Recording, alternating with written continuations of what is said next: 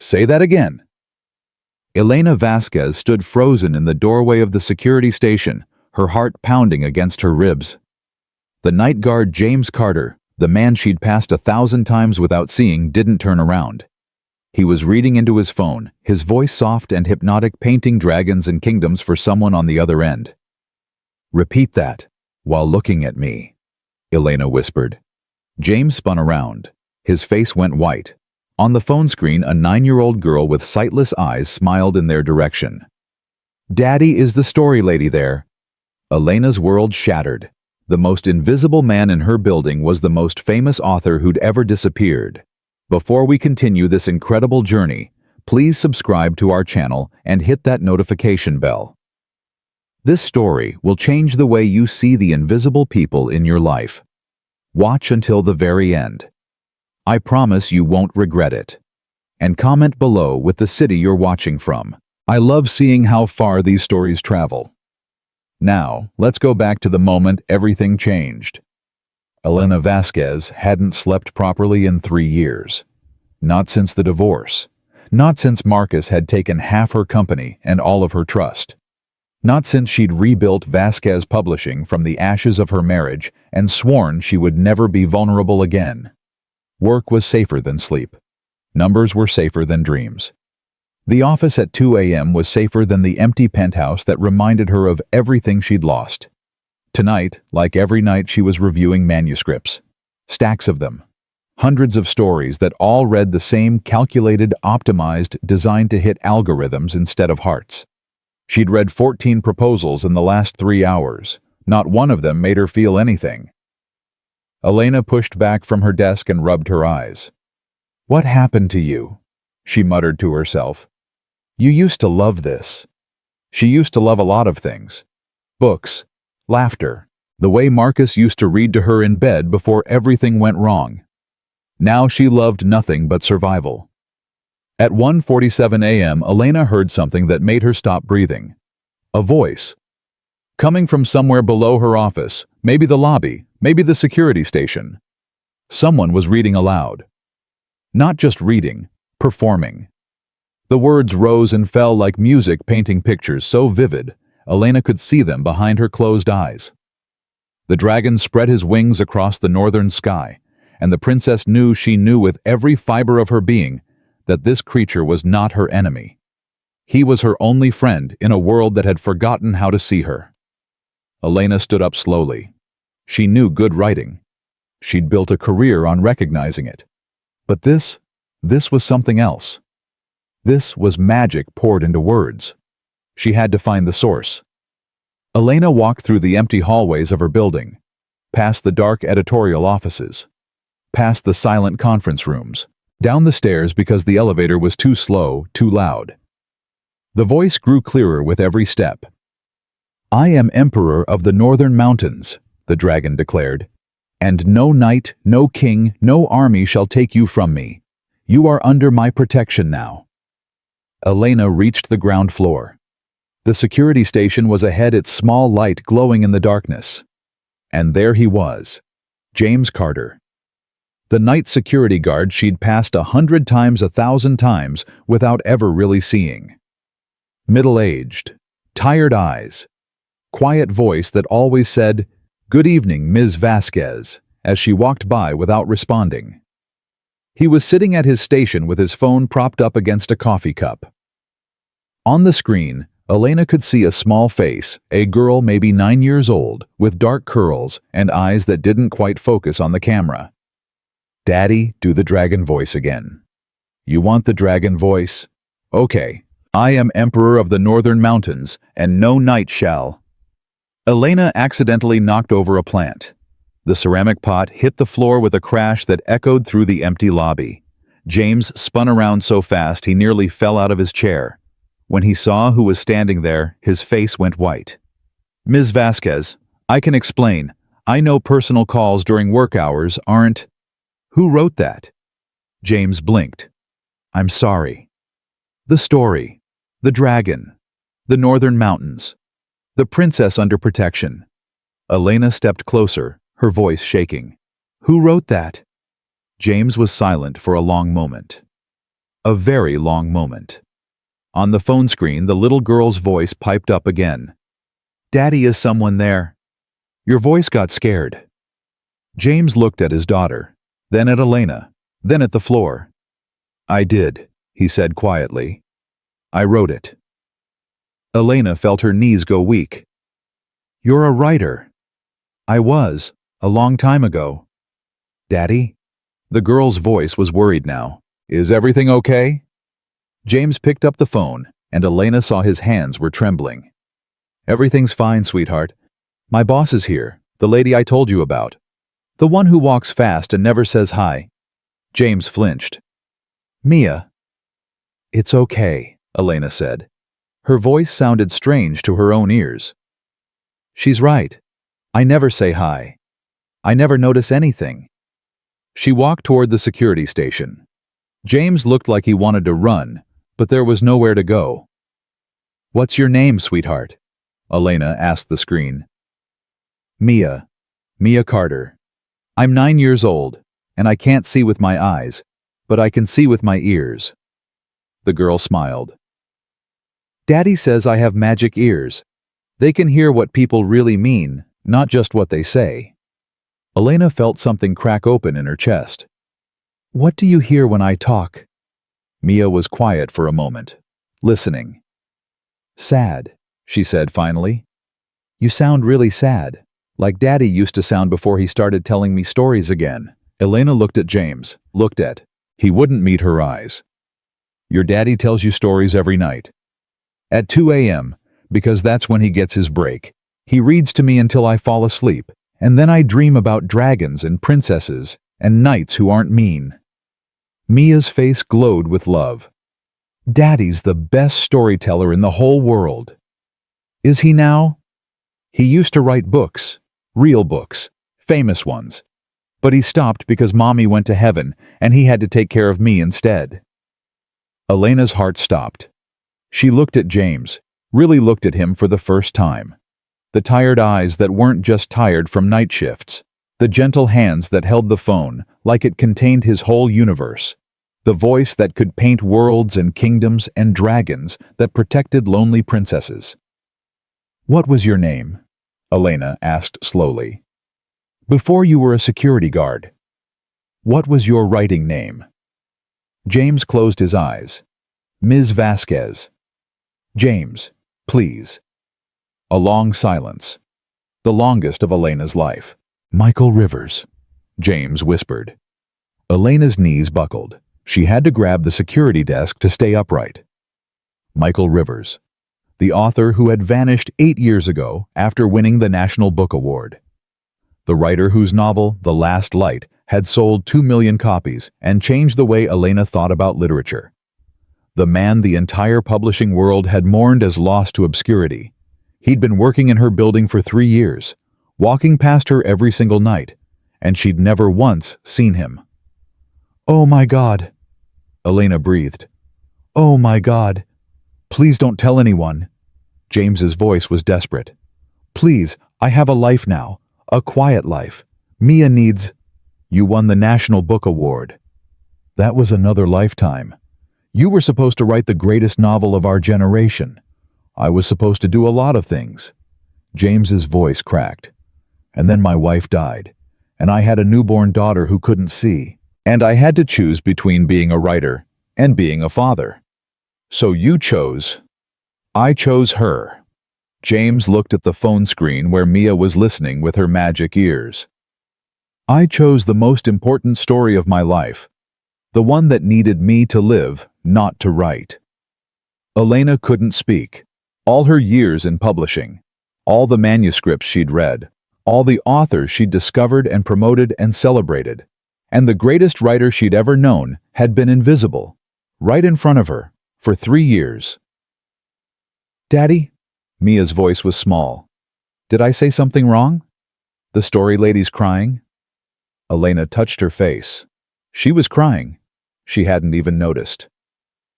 "No, sweetheart," James said softly. "You didn't say anything wrong. The story lady just learned something that surprised her." "What did she learn?" James looked at Elena. His eyes were filled with something she couldn't name: fear and hope, and the exhaustion of carrying a secret for 8 years. She learned that sometimes the best stories aren't in books. They're in the people we forget to see. Elena wiped her eyes. Can I? She had to clear her throat. Can I hear the rest of it? The dragon story? James stared at her. You want me to keep reading? Yes, please. Daddy! Mia was bouncing with excitement. Read the part where the dragon teaches the princess to fly. That's my favorite part. James looked uncertain. Elena understood why she was his boss. He was using work time for personal calls. He should be afraid. But Elena didn't care about any of that anymore. Please, she said again. I haven't heard a story that made me feel something in 3 years. Please don't stop. James swallowed hard. Then he lifted the phone and continued. The dragon landed on the highest peak of the mountain and looked down at the princess in his claws. She was trembling, not from fear, but from wonder. Elena sat down on the cold lobby floor. She didn't care how ridiculous she looked. She didn't care about anything except the words. Why did you save me? The princess asked. I'm blind. I can't see your magnificence. I can't appreciate your power. I'm useless to you. The dragon laughed, a sound like thunder rolling across mountain valleys. You cannot see my scales or my wings or my fire, the dragon said. But you can see something far more important. You can see what's truly there. When knights looked at me, they saw a monster. When kings looked at me, they saw a treasure to be claimed. When the whole world looked at me, they saw everything except who I really am. What do they miss? The princess whispered. They miss my loneliness. They miss my centuries of watching humans destroy each other over gold and glory. They miss the friend I've been searching for my entire existence. The dragon lowered his great head until his eye was level with her face. But you heard me. You heard my song when everyone else heard only roaring. You understood my words when everyone else heard only noise. You saw me, little princess, the real me, and for that I will protect you until the stars burn out. Mia was crying on the phone screen. Elena was crying on the lobby floor. Even James's voice was thick with emotion. That's the end of tonight's chapter, sweetheart. Time to sleep. But Daddy... Sleep. I'll tell you more tomorrow night. Mia sighed dramatically. Okay. I love you, Daddy. I love you too, Starlight. More than all the dragons in all the mountains. Tell the story lady she doesn't have to be sad anymore. She found you.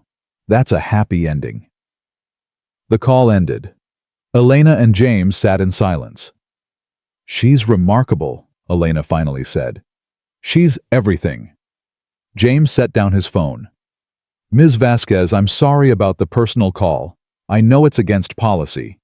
I can explain. I don't care about policy. You don't? Elena stood up. Her legs were shaking. I care about the fact that the greatest writer of our generation has been working as a night security guard in my building for 3 years. I care about the fact that I walked past you every single day without seeing you. I care about the fact that I forgot why I started this company in the first place. James didn't seem to know what to say. You started Vasquez Publishing because you loved stories, he said carefully. Everyone in the industry knows that. I did. I loved them more than anything. And then my husband left, and my heart hardened, and I forgot how to feel anything. Elena's voice broke. But tonight, listening to you read to your daughter, I remembered. I remembered what stories are supposed to do. They're supposed to make us feel less alone. James looked at her with those exhausted, gentle eyes. Ms. Vasquez. Elena, please. Elena. I appreciate what you're saying, but my life isn't a story. It's just survival. I work this job because it lets me be with Mia during the day. I tell her stories because that's all I have left to give. I'm not Michael Rivers anymore. I'm just James Carter's single dad trying to make it to the next sunrise. But you could be more. I can't. That's what I'm trying to tell you. James's voice was sharp now, defensive.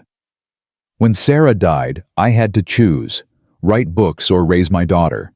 I couldn't do both, not alone, not without help. What if you had help now? James froze. What are you saying? I'm saying. Elena took a breath. She hadn't thought this through. She was running on pure instinct, pure emotion. I'm saying I own the largest publishing house on the East Coast. I have resources. I have connections. I have a childcare program for employees that could help with Mia. You're offering me charity. I'm offering you a chance to write again, to be who you were meant to be. James stood up. His whole body was tense. I was meant to be a father. That's who I am now. That's who I've been for 9 years. You can be both. Can I? James's voice was raw. Do you have children? Elena? No. Then you don't understand. When Sarah died, Mia was 6 months old, completely blind, completely dependent on me. I couldn't put her in daycare, she needed specialized care. I couldn't afford a nanny on a writer's advance. I couldn't write during the day because she needed me, and I couldn't write at night because I needed to sleep to stay alive. James's hands were shaking. So I made a choice, the only choice I could make. I gave up my career so my daughter would have a father. And I haven't regretted it for a single second. Elena felt the weight of his words. But you miss it, she said quietly. The writing. I can hear it in your voice when you tell stories to Mia. You miss it. James looked away. Missing something doesn't mean I can have it back. Why not? Because life doesn't work that way. Because I'm 42 years old and I work as a security guard and I haven't published anything in 8 years. The world has forgotten Michael Rivers. The world should forget Michael Rivers. I haven't forgotten. James looked at her. The Last Light, Elena said. I read it when I was 31. I'd just started my company. Everyone told me I was crazy, that traditional publishing was dying, that no one cared about real literature anymore. She stepped closer. Your book reminded me why stories matter, why they're worth fighting for, why I was willing to risk everything on a dying industry. Her voice cracked. You saved my company before I even knew who you were. James was silent for a long time. That was a lifetime ago. It was 8 years ago, and the writer who created that book is still alive. He's standing right in front of me pretending he doesn't exist anymore. I'm not pretending. I'm just, surviving, waiting for something that's never going to come. James flinched like she'd hit him. You don't know anything about my life. I know you tell your daughter stories every night at 2 a.m. I know your voice still has magic in it. I know you're wasting yourself in a job any teenager could do, while the entire literary world mourns what they think they lost. What they think they lost? You. They think they lost you. Elena's eyes were burning. But you're not lost. You're just invisible. And I'm tired. I'm so tired of walking past invisible people. The lobby was silent. James stood there, his face unreadable. Elena stood there, her heart racing. Finally, James spoke. What exactly are you proposing? Elena hadn't planned this, hadn't thought it through, but the words came anyway. Come work for me, not as a security guard, as a writer. I'll provide childcare for Mia, real childcare, specialists who understand blind children. I'll give you time to write real-time, not stolen moments. Why? The question stopped her cold. What? Why would you do this? You don't know me. You don't know my daughter. You have nothing to gain from this. Elena thought about the question. Really thought. Because I'm tired of being alone, she said finally. Because I've spent 3 years turning myself into a machine, and I forgot how to feel anything. Because tonight, for the first time since my divorce, I felt something real. She met his eyes. And because you're the best writer I've ever encountered. And the fact that you've been invisible in my own building is the most shameful thing I've ever done." James studied her face for a long moment. "You're serious?" "I've never been more serious about anything. You don't even know if I can still write. It's been 8 years. I might be completely washed up. You told a story tonight that made me cry on a lobby floor at 2 a.m. You're not washed up. You're dormant." James almost smiled. Almost. Dormant. That's a good word. Writers know good words. Elena held out her hand. "What do you say, James? Will you let me help you wake up?" James looked at her hand, at her face, at the tears still drying on her cheeks. "I need to think about it. Take all the time you need. And I need to talk to Mia. She's the only person whose opinion actually matters." "Of course." James reached out and shook her hand. His grip was firm but gentle, the grip of a man who had learned to be careful with everything. "Thank you," he said, "for seeing me. Even if nothing comes of this, thank you for seeing me." Elena held onto his hand a moment longer than necessary. "I should have seen you 3 years ago. I'm sorry I didn't. You're seeing me now. That's what matters." He let go of her hand and turned back to his security station. The night was still young. He still had hours of work left. Elena started walking toward the stairs. "Elena!" She turned. James was looking at her with an expression she couldn't quite read. "That story I was telling Mia. About the dragon and the princess." "Yes." "I wrote it for her when she was 3, before I stopped writing for anyone else. It's about a creature who everyone fears but nobody understands, and a girl who can't see but somehow sees everything." Elena nodded slowly. "It's beautiful. It's about visibility, about being truly seen by someone who matters." James paused. "I think maybe I was writing about myself, and about whoever was going to finally see me." Elena felt tears threatening again. "James?" "Go get some sleep, Elena. You look almost as tired as I feel."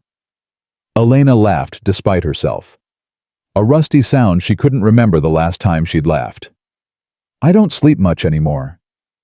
"Neither do I. Maybe that's something else we have in common." Elena climbed the stairs back to her office. Her legs were shaking. Her heart was pounding. Her mind was spinning with possibilities she hadn't considered before tonight. Michael Rivers, the greatest author of his generation, working as a night security guard in her building. And she'd found him. No, that wasn't quite right. Her own loneliness had found him. Her own midnight wandering. Her own desperate search for something that still felt real. Maybe that was the real story. 2 invisible people finally seeing each other in the dark. Elena sat down at her desk. She didn't touch the manuscripts. Didn't look at the proposals. Didn't do any of the things she'd been doing for 3 years of sleepless nights. Instead, she pulled up her computer and searched for The Last Light by Michael Rivers. The reviews loaded. Hundreds of them. Thousands. A masterpiece of human resilience. The best novel of the decade. Michael Rivers writes with the precision of a surgeon and the heart of a poet. Where is he now? The world needs more of his words. Elena read until the sun came up, and for the first time in 3 years, she felt something stirring in her chest. Hope. Fragile, uncertain, terrifying hope. She'd been so careful to kill that feeling. So determined to never be vulnerable again. But something had changed tonight. Something had shifted. And Elena Vasquez, CEO, workaholic woman who never slept, realized she didn't want to kill hope anymore. She wanted to nurture it. She wanted to see where it led. And most of all, she wanted to hear the rest of James Carter's story, the real one. The one that wasn't written in books, but lived in the quiet sacrifices of a father who had given up everything for his daughter. That was the story that mattered. That was the story she wanted to help him write. Elena didn't go home that morning. She couldn't. Not after what she'd discovered. Not after hearing that voice, those words, that story, that had cracked something open inside her. Instead, she sat at her desk as the sun rose over the city, pulling every file she could find on James Carter. Employee records, background checks. 3 years of performance reviews, all flawless. Never late, never complained, never asked for anything. Then she searched for Michael Rivers. The literary world had treated his disappearance like a death. Obituaries that weren't obituaries. Tributes to a career cut short. Speculation about what happened, addiction breakdown, exile in some foreign country. No one had guessed the truth. That Michael Rivers had simply become invisible. At 7 a.m., Elena's assistant Sophie walked in and stopped dead. "Ms. Vasquez, did you sleep here again? I need you to find something for me." "Of course. What do you need?" "Everything about Michael Rivers. The author, his last known address, his agent's contact information, any family members." Michael Rivers. Sophie's eyes went wide. The last light Michael Rivers. He's been missing for 8 years. He's not missing. He's working as our night security guard. Sophie laughed. Then she saw Elena's face and stopped. "You're serious?" "I've never been more serious about anything. His real name is James Carter. He has a 9-year-old daughter who's blind. He's been working in this building for 3 years, and I didn't notice him until last night." Sophie sat down heavily. "Oh my God. I need to know everything. His wife, he mentioned she died. I need to know when, how, what happened. I need to understand why he gave up everything." "Ms. Vasquez, this seems personal." "It is personal. Everything about this is personal." Elena rubbed her eyes. "Just get me the information. Please." Sophie nodded and left. Elena stared at the ceiling, thinking about the dragon who protected the princess. About the creature who just wanted to be seen for who he really was. About James Carter reading stories to his blind daughter at 2 a.m. because that was all he had left to give. The information arrived by noon. Sophie had outdone herself. A complete dossier on James Carter, formerly known as Michael Rivers, born in Philadelphia, raised by a single mother who worked 3 jobs, scholarship to Columbia, published his first novel at 24 to critical acclaim, married Sarah Chen, a pediatric nurse, at 27. Elena stopped at the wedding photo. James was smiling. Actually smiling. His whole face was different, alive with joy, unburdened by grief. The woman beside him was beautiful. Dark hair, gentle eyes, the kind of smile that made you believe in happy endings. Sarah Chen Carter died of a brain aneurysm 8 years ago. She was 31 years old. Mia was 6 months old. Elena felt tears sliding down her face. She kept reading. After Sarah's death, James had tried to continue writing. His second novel was 90% complete. His publisher was expecting it within months, but Mia needed round-the-clock care. She'd been born blind, and the doctors had missed warning signs of developmental delays. James had fought insurance companies, medical bureaucracies, a system that seemed designed to destroy families instead of help them. He'd lost everything. The book deal collapsed. The advance was gone. The house was sold. The literary world sent flowers and then moved on to the next promising voice. And James Carter Michael Rivers disappeared into the fog of single parenthood. Elena set down the file. "Sophie," her assistant appeared in the doorway. "I need you to clear my schedule for the rest of the day. The entire day you have the board meeting at 3. Reschedule it. And the call with the Tokyo office. Reschedule it. Ms. Vasquez, are you feeling all right?" Elena looked at her assistant. Really looked at her, maybe for the first time. "No," she said honestly. "I'm not all right. I haven't been all right for 3 years, but I think I'm finally starting to understand why." She gathered the file and walked out. She was going to find James Carter. Finding him was harder than she'd expected. James didn't answer his phone. His apartment address was in a part of the city Elena had never visited, 3 buses from anywhere that mattered. She went anyway. The building was old but clean, modest. The kind of place where working people raised their children and hoped for something better. Elena stood in front of apartment 4B and hesitated. What was she doing here? She was a CEO. She didn't make house calls. She didn't chase after night security guards, no matter how well they wrote. But she'd come this far. And something in her chest wouldn't let her walk away. She knocked. Nothing. She knocked again. Mr. Carter James. It's Elena Vasquez. Silence. Then from behind the door, a small voice. Daddy's sleeping. He sleeps during the day because he works at night. Mia.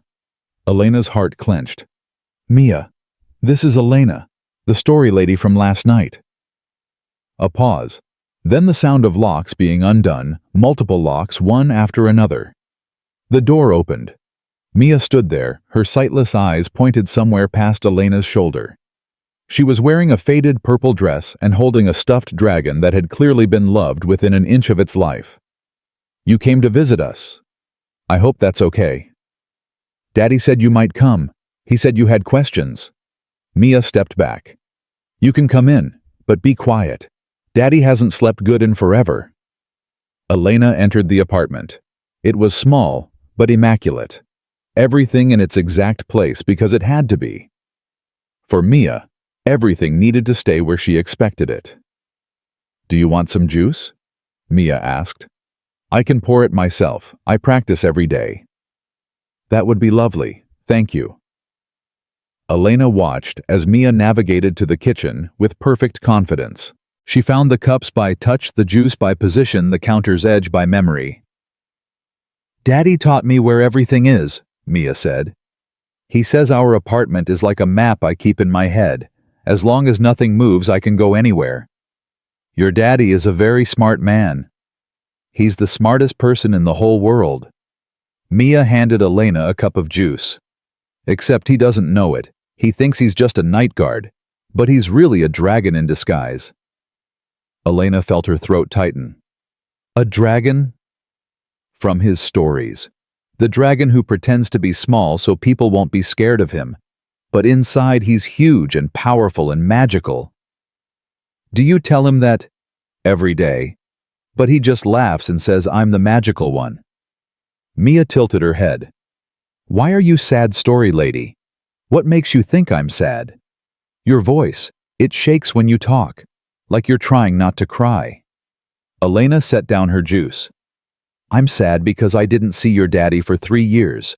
He worked in my building every night and I walked right past him like he wasn't there. Lots of people do that. Daddy says most people are too busy to see what's really there. Your daddy is right, and I'm sorry. Mia reached out and found Elena's hand. It's okay. You see him now. That's what matters. A door opened down the hallway.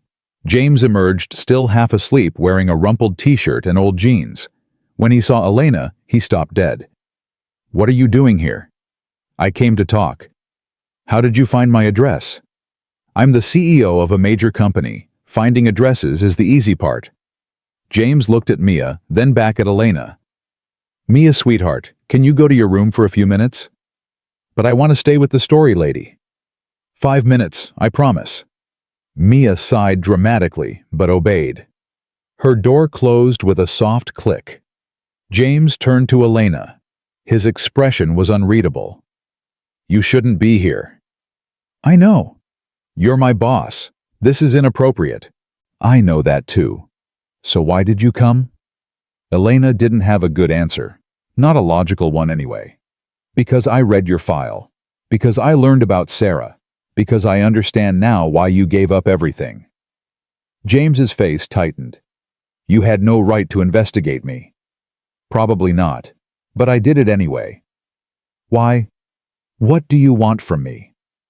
I want to understand. I want to know why the best writer I've ever read is wasting himself as a night security guard. I'm not wasting myself. I'm being a father. Those things don't have to be mutually exclusive. For me, they do. James's voice was sharp. You don't understand what it was like. Sarah died, and suddenly I was alone with a baby who couldn't see. A baby who needed specialists and therapies and equipment that insurance wouldn't cover. His hands were shaking. I tried to keep writing. God, I tried. I stayed up all night every night trying to finish that book. But the words wouldn't come. Everything I wrote was garbage, and Mia was suffering. She needed me, and I was too busy chasing a career to see it. So you stopped. I had to. I had to choose between being Michael Rivers and being Mia's father. There was no middle ground. James sat down heavily. So I became invisible. I took a job that let me be with her during the day. I let the world forget I ever existed. But you didn't forget. You still tell her stories every night. That's different. Those aren't for publication. Those are for her. They're still writing. They're not the same. Elena sat down across from him. James, I've read thousands of manuscripts. I've worked with hundreds of authors. And I'm telling you the words I heard last night were the best I've encountered in a decade, maybe ever. James looked away. Flattery isn't going to work. It's not flattery, it's truth. Elena leaned forward. You have a gift, an extraordinary gift, and the world has been robbed of it for 8 years. The world seems to be doing fine without me. The world is doing terribly. We're drowning in content and starving for meaning. We need voices like yours, voices that make people feel something real. James was quiet for a long moment. Even if I wanted to write again, I couldn't. I don't have time. I don't have childcare. I can provide all of that. Why? What's in it for you? Elena thought about the question. Really thought. I told you last night. I've spent 3 years turning myself into a machine, working 18-hour days, avoiding anything that might make me feel, and it's killing me. Her voice broke. I started my company because I loved stories, because I believed they could change the world. And somewhere along the way, I forgot that. She met his eyes. Hearing you last night reminded me. For the first time in 3 years, I felt something. And I don't want to lose that feeling. James studied her face. You're serious about this? Completely. You'd really provide childcare for Mia, specialists who understand blind children, whatever she needs. And you'd give me time to write real time. As much as you need. Why, we're strangers. You have nothing to gain from helping me. Elena thought about the dragon in James's story, about being seen for who you really are. Maybe I'm tired of being a stranger, she said quietly. Maybe I want to see what happens when I actually connect with someone. James was silent for a long time. Then Mia's door creaked open. Daddy, I heard everything. I was listening through the door. James sighed. Of course you were. Mia walked toward them, navigating by sound. Daddy, you should say yes. Mia. You always tell me stories about brave princesses who take chances. You say the best things happen when we're scared, but we do it anyway. Mia found her father and climbed into his lap. Maybe it's your turn to be brave. James held his daughter close. His eyes were wet. It's not that simple, Starlight. Why not? Because grown-up things are complicated. Only because grown-ups make them complicated. Mia turned toward Elena. Story lady. Yes, Mia. Do you promise to be nice to my daddy? He's been sad for a long time, even when he pretends he's not. Elena felt her heart crack open. I promise to try, Mia. I promise to try very hard. Mia nodded, satisfied. Okay. Then Daddy can say yes. James looked at his daughter, then at Elena. The weight of everything he'd sacrificed was visible in his eyes, but so was something else. Hope. Fragile, uncertain, terrifying hope. Okay, he whispered. I'll try. Elena felt tears sliding down her face. Thank you. Don't thank me yet. I haven't written anything real in 8 years. I might be completely washed up. I don't believe that. You might be wrong. Then we'll find out together. Mia clapped her hands. This is the best day ever. Can we celebrate? Can we have ice cream? Daddy never lets me have ice cream for breakfast." James laughed a genuine laugh, rusty but real. "It's not breakfast time, Starlight. It's the middle of the afternoon." "So can we have ice cream for lunch?" Elena found herself smiling.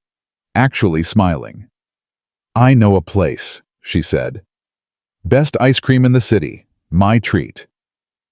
James looked at her for a long moment. "Okay. Ice cream it is." They went to Elena's favorite place, a tiny shop on the Upper East Side that she hadn't visited since her divorce. Mia ordered chocolate with extra sprinkles. James ordered vanilla. Elena ordered nothing and then changed her mind and got strawberry. "You changed your mind," James observed. "You don't seem like someone who changes her mind often." "I don't, but I'm trying something new." "What's that?" "Being spontaneous." Elena took a bite of her ice cream. "I used to be. Before the divorce. Before I turned myself into a robot." James studied her face. "What happened with the divorce?" Elena was quiet for a moment. "His name is Marcus Webb. We built the company together. I thought we built a life together. Turns out he was just building an exit strategy. He left you. He left me, took half the company, and spent the next 3 years trying to destroy what was left." Elena's voice hardened.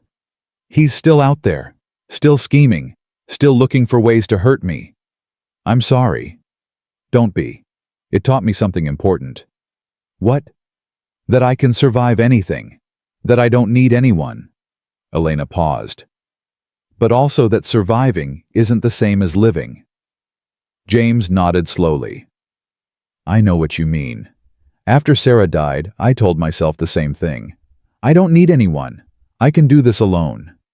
He looked at Mia, who was happily destroying her ice cream. "But alone isn't the same as strong, and strong isn't the same as happy." "Are you happy now?" James considered the question. "I'm less unhappy.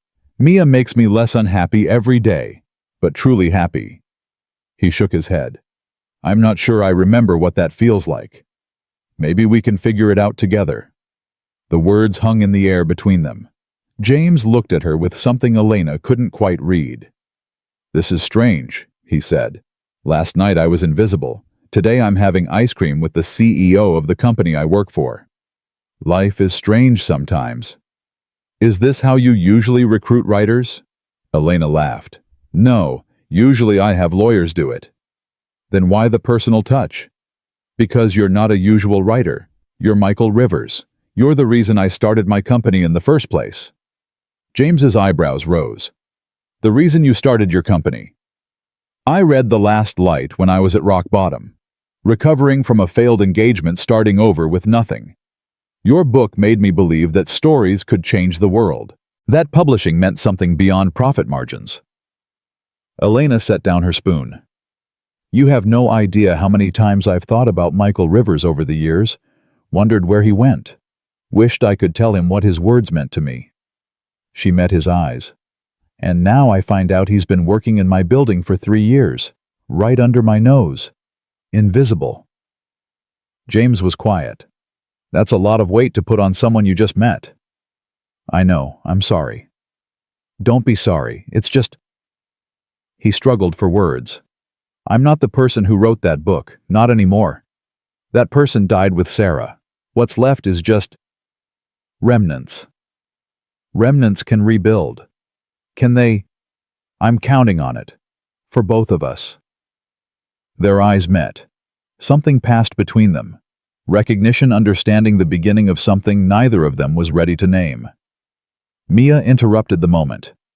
"I'm done with my ice cream. Can we go to the park? There's a park near here, right? I can smell trees."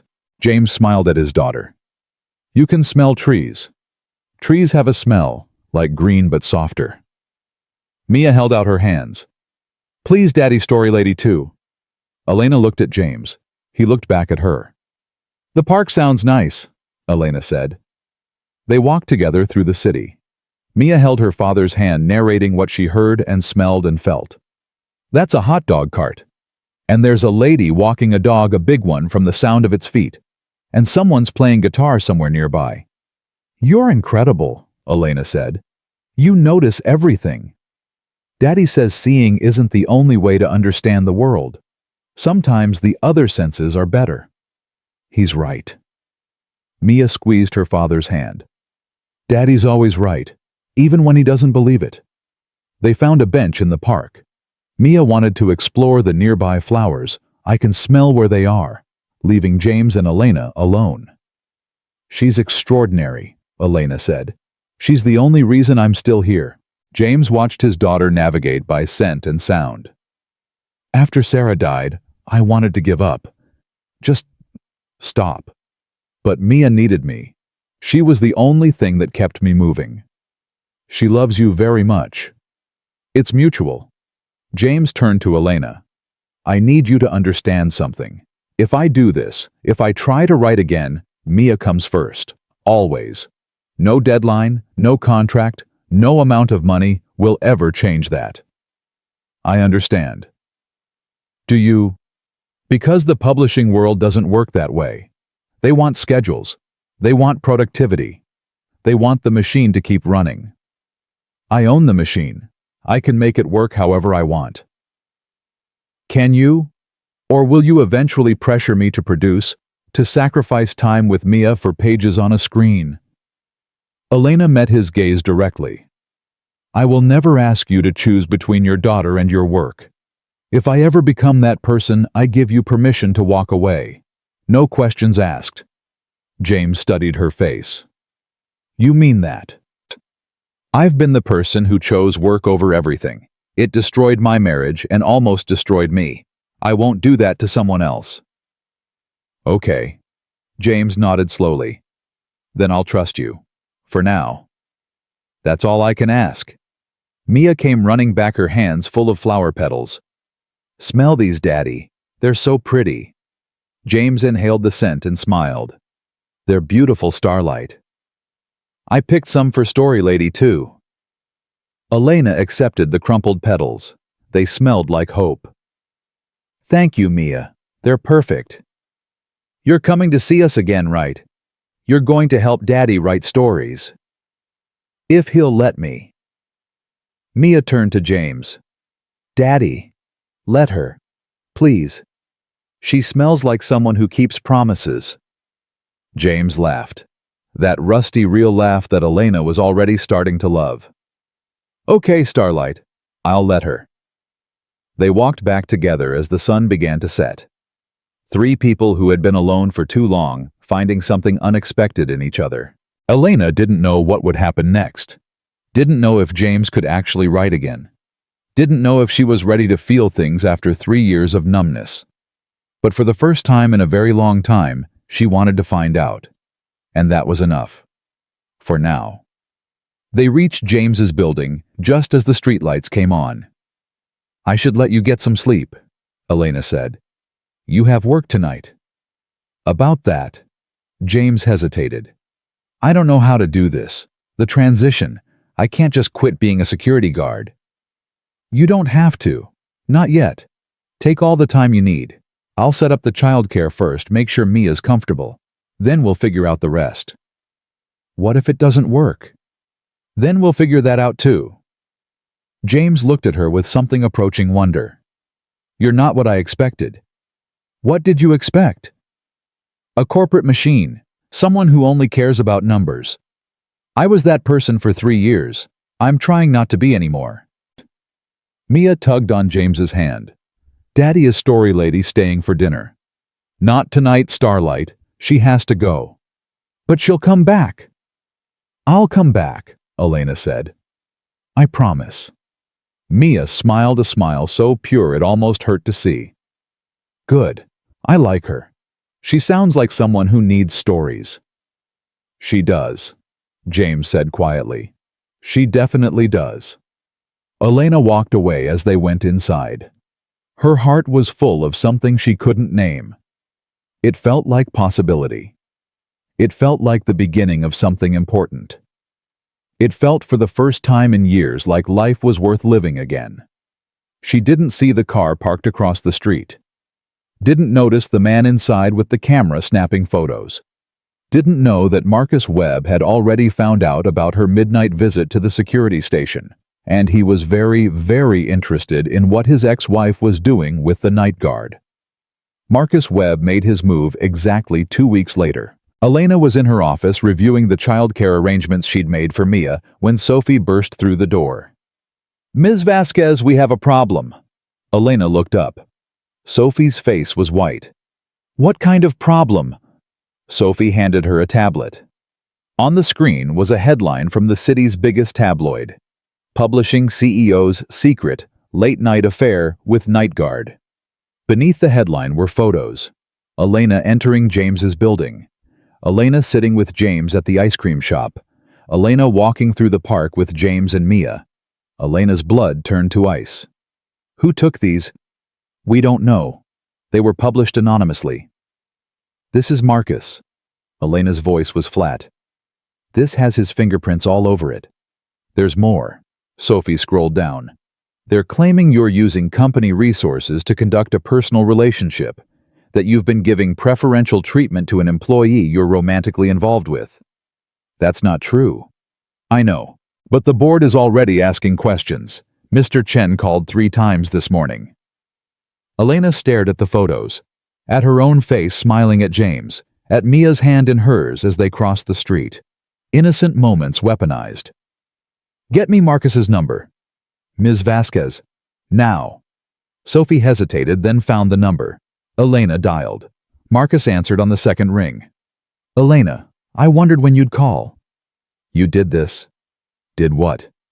Don't play games with me. You had me followed. You leaked those photos. Marcus laughed. It was a sound Elena used to love. Now it made her skin crawl.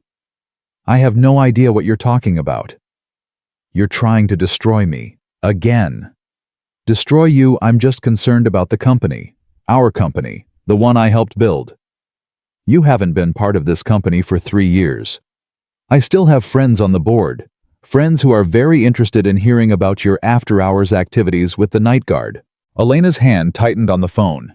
His name is James Carter, and he's not just a night guard, he's Michael Rivers. Silence. Excuse me. Michael Rivers, the author, the one who won the National Book Award, the one whose book you said was the best thing you'd ever read. That's impossible. Michael Rivers disappeared. He didn't disappear. He became invisible. He's been working in my building for 3 years and I'm bringing him back. More silence. Elena could almost hear Marcus recalculating.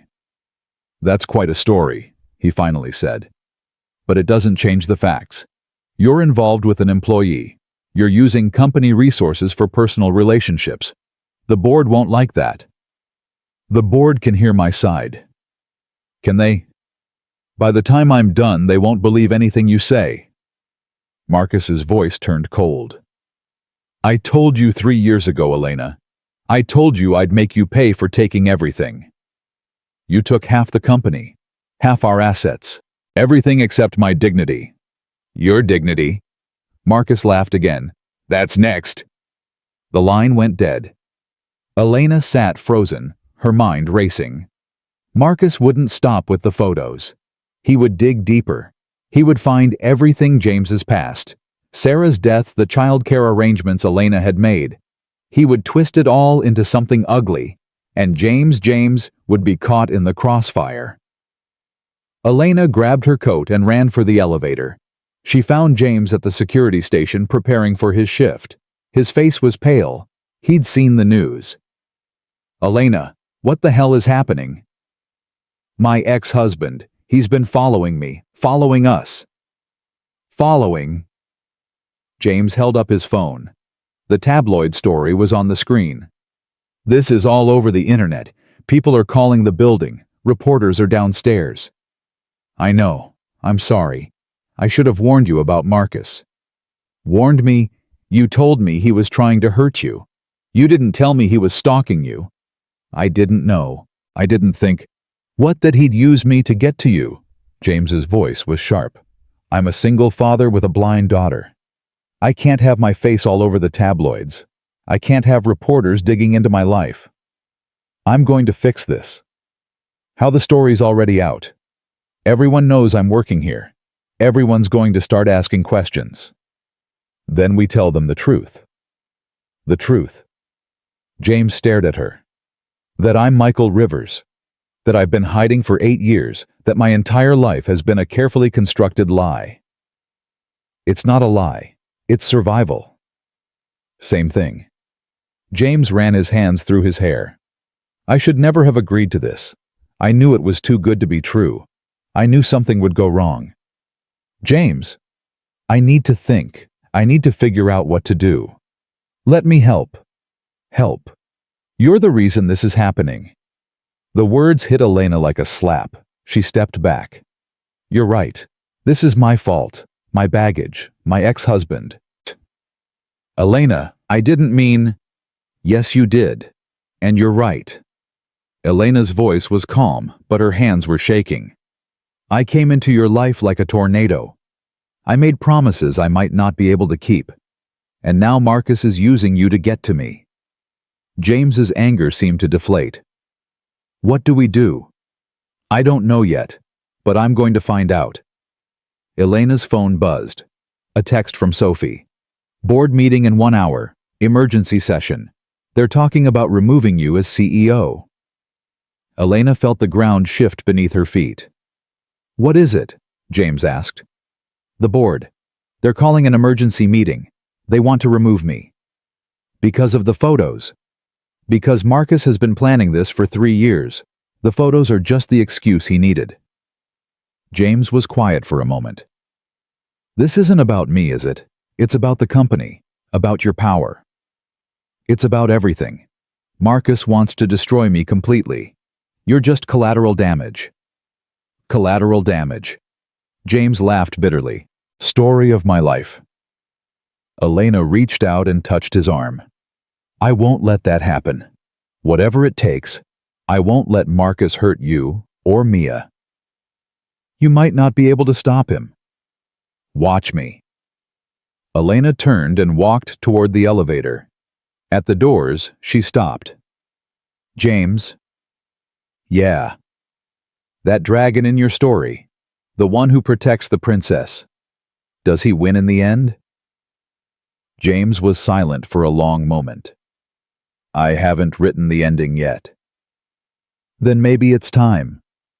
The board meeting was brutal. 12 faces around a conference table, all of them looking at Elena like she was a stranger. This is extremely concerning, Mr. Chen said. He was the oldest board member, the one Marcus had been cultivating for years. The optics are terrible. The optics are manufactured, Elena said. My ex-husband leaked those photos to damage the company. Your ex-husband isn't the one who spent nights visiting an employee. James Carter is not just an employee. He's Michael Rivers. Murmurs around the table. Michael Rivers. Mrs. Patterson leaned forward. The author, the one who disappeared 8 years ago, the one whose book made Vasquez Publishing famous. Elena looked at each board member in turn. He's been working as our night security guard for 3 years. I discovered him 2 weeks ago. I've been working to bring him back. And the childcare arrangements, Mr. Chen pressed. The company resources being used for his daughter. His daughter is blind. She needs specialized care. I made those arrangements as part of a business deal, not a personal relationship. That's a very convenient story. It's the truth. Do you have proof? Elena hesitated. She could tell them everything, show them the files, explain the whole situation. But that would mean exposing James completely, exposing Mia, exposing everything he'd tried to protect for 8 years. I have James's word, and I have my own integrity. Mr. Chen snorted. Your integrity is exactly what's being questioned. Then question it.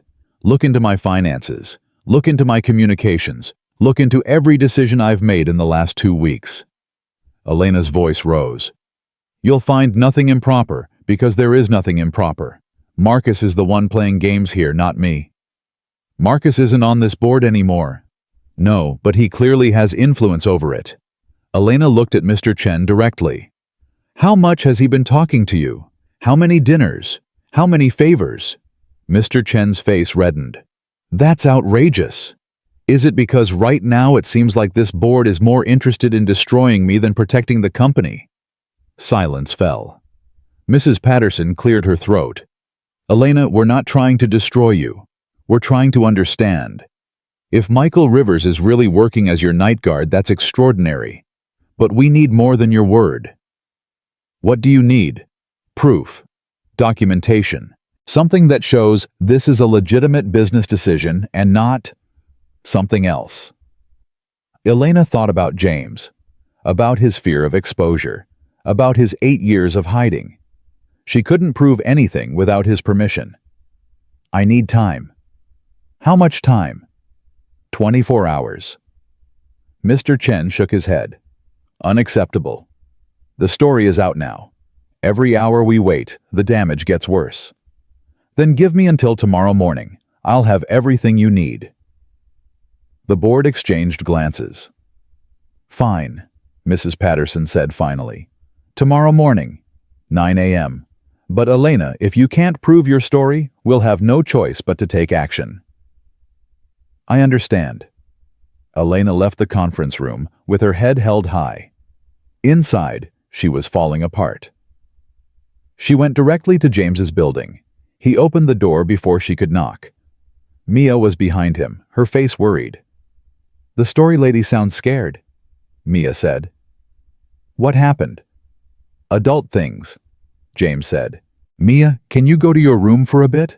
But, please, Starlight. Mia obeyed, but her reluctance was visible. James turned to Elena. What do they want? Proof. Documentation that our arrangement is legitimate business, not personal. And if you can't provide it, they'll remove me as CEO. James closed his eyes. This is my fault. No, this is Marcus's fault. He's been planning this for years. But if I hadn't agreed to work with you, then Marcus would have found another way. He always does.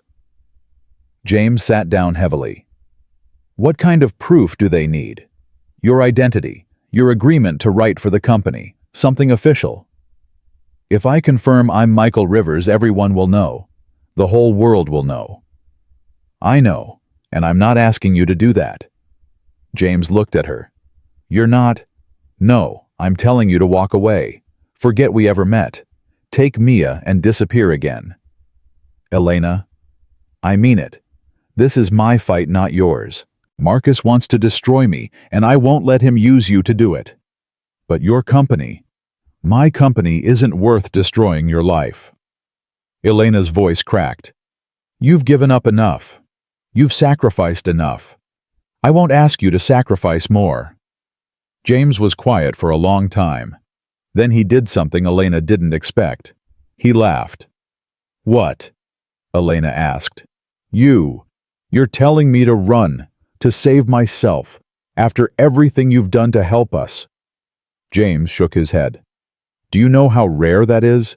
Someone who cares more about others than themselves. I'm not. You are. That's exactly what you're doing. James stood up and walked toward her.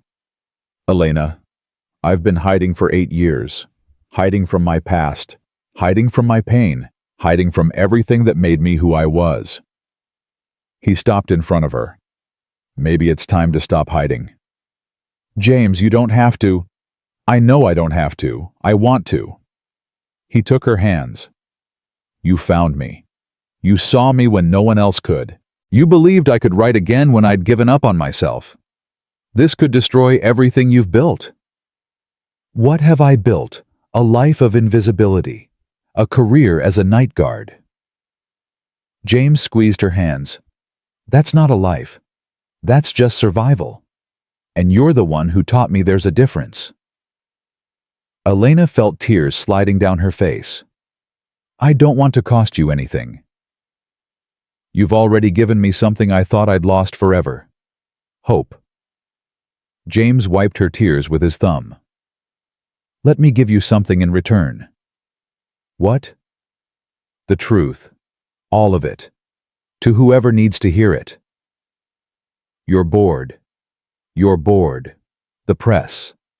The whole world if necessary. Elena stared at him. "You do that go public." "If it saves you, yes. In a heartbeat." Mia's voice came from her bedroom door. "Daddy, are you being brave like the princesses in your stories?" James smiled. "I'm trying, Starlight." "Good. Because the story lady needs someone brave." Mia walked toward them, navigating by sound. "And you're the bravest person I know." Elena knelt down to Mia's level. "Mia, if your daddy does this, everyone will know about him. About both of you. Your life might change." "Will it change in a good way?" "I don't know. Maybe, maybe not." Mia thought about it. "Daddy says stories are about people who face scary things and keep going anyway. He says the best stories are the true ones." She reached out and found Elena's face. "Is this a true story?" "Yes, sweetheart. The truest one I've ever been part of." "Then it'll have a happy ending. True stories always do." Elena pulled Mia into a hug, felt James's arms wrap around both of them. 3 people, bound together by chance and choice and something that felt like fate. "Okay," Elena whispered. "Let's write this ending together." The next morning, Elena walked into the board meeting with James beside her. The room went silent. "What is this?" Mr. Chen demanded. "You wanted proof," Elena said. "Here it is." James stepped forward. "My name is James Carter. Most of you know me as the night security guard. But 8 years ago, I was known by another name." He took a breath. "I'm Michael Rivers." The room erupted. Questions, denials, demands for proof. James waited until they quieted. "I wrote The Last Light when I was 32 years old. I won the National Book Award. I was supposed to write the great American novel." His voice was steady. "And then my wife died, and I had a baby daughter who was blind, and I had to choose between fame and fatherhood." He looked at Elena. "I chose fatherhood. I don't regret it. But I also don't want to hide anymore." Mrs. Patterson leaned forward. "Why now? Why come forward after 8 years?" "Because someone finally saw me." James's voice cracked. "Elena Vasquez walked past me 1,000 times, but 2 weeks ago she stopped. She listened. She believed I still had stories to tell." He pulled a folder from his bag and set it on the table. "This is a contract. An official agreement between me and Vasquez Publishing. Elena didn't pursue me for personal reasons. She pursued me because she recognized something valuable that everyone else had overlooked." Mr. Chen grabbed the contract and scanned it. "This is comprehensive." "It's legitimate," Elena said. "Every arrangement I made, the child care, the schedule adjustments, was part of bringing Michael Rivers back to publishing, not a personal relationship. Can you prove that?" "I can prove that I haven't touched a single dollar of company funds improperly. I can prove that every decision I made was in the company's best interest." Elena stood tall. "And I can prove that Marcus Webb has been feeding you information designed to destroy me." Mrs. Patterson's eyes narrowed. "You're accusing Marcus." "I'm stating facts. He had me followed. He leaked those photos. He's been manipulating this board for months." Elena looked at each member. "The question isn't whether I'm fit to lead this company. The question is whether you're going to let my ex-husband use you to settle a personal vendetta." The room was silent. Then Mr. Chen set down the contract. "I want a full investigation into the photos, into the source of the leaks, into everything." "Including Marcus's involvement?" Elena asked. Mr. Chen hesitated. Mrs. Patterson spoke up. "Including Marcus's involvement. If he's been manipulating this board, we need to know." Elena felt something loosen in her chest. "Thank you." James touched her arm. "There's one more thing." He reached into his bag and pulled out a stack of pages. "I started writing again, 2 weeks ago, after Elena found me. Elena's heart stopped. James, it's not finished. It's barely started. But it's the first real writing I've done in 8 years. He handed the pages to Mrs. Patterson. Read it. If it's garbage, then everything Elena did was for nothing. But if it's good, if there's still something there, then you'll know she was right to believe in me. Mrs. Patterson looked at the pages, then at James, then at Elena. I'll read it tonight. That's all I ask. The meeting adjourned without a vote. Elena walked out of the conference room, feeling like she'd survived a war. James caught up with her in the hallway. Is it over? I don't know, maybe. The investigation will take time. And if Marcus finds out we're fighting back, then he'll escalate. He always does. James nodded slowly. I'm not afraid of him. You should be. Marcus doesn't play fair. Neither do dragons. James smiled. Mia taught me that. Elena laughed despite everything. Your daughter is something else. She gets it from her mother. James's smile faded. Sarah would have liked you. I wish I could have met her. Me too. They stood in silence for a moment. Those pages you gave the board, Elena said. What did you write? James looked at her with something she couldn't quite read. The truth. About a man who became invisible. About a woman who saw him anyway. About a little girl who understood that stories can save people. Is there a dragon? Always. There's always a dragon. Does the dragon win? James reached out and touched her face, gentle, careful, like she was something precious. That depends on how brave the princess is. Elena's breath caught. James. I know. It's complicated. We're complicated. I wasn't going to say that.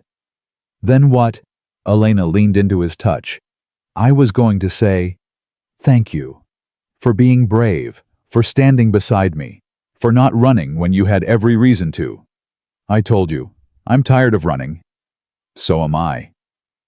They stood there in the hallway of a publishing company, two people who had been invisible for too long, finally seeing each other clearly. Elena's phone buzzed. A text from Sophie. Marcus just called a press conference. He's announcing something big. 1 hour. Elena's blood went cold. What is it? James asked. Marcus. He's not giving up. What's he doing? I don't know, but we're about to find out. Marcus's press conference was a masterpiece of destruction. Elena watched it from her office, James beside her as her ex-husband stood behind a podium and systematically dismantled everything she'd built. I came forward today because the truth matters. Marcus said, his voice dripping with false sincerity. Elena Vasquez has been misleading investors, manipulating company resources, and engaging in inappropriate relationships with employees. Elena's hands clenched into fists. She claims to have discovered Michael Rivers working as a security guard. But I have evidence, solid evidence, that this so-called discovery was manufactured. A publicity stunt designed to distract from serious financial irregularities.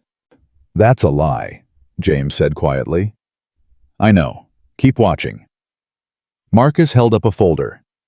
I have documents showing that Elena Vasquez has been funneling company money into personal accounts, that she's been using Vasquez Publishing as her own private bank.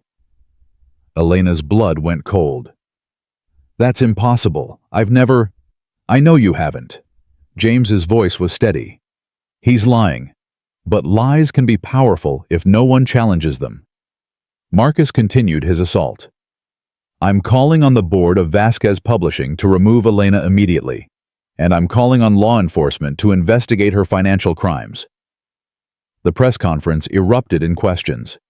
Elena turned off the screen. He's going to destroy me. Not if we stop him. How? He has fake documents. He has the media eating out of his hand. We have something better. What? James took her hands. The truth, and people who believe in it. Elena looked at him, at this man who had hidden from the world for 8 years and was now willing to fight beside her. Why are you doing this? You could walk away, take Mia and disappear again. I could, but I won't. Why not? James was quiet for a moment.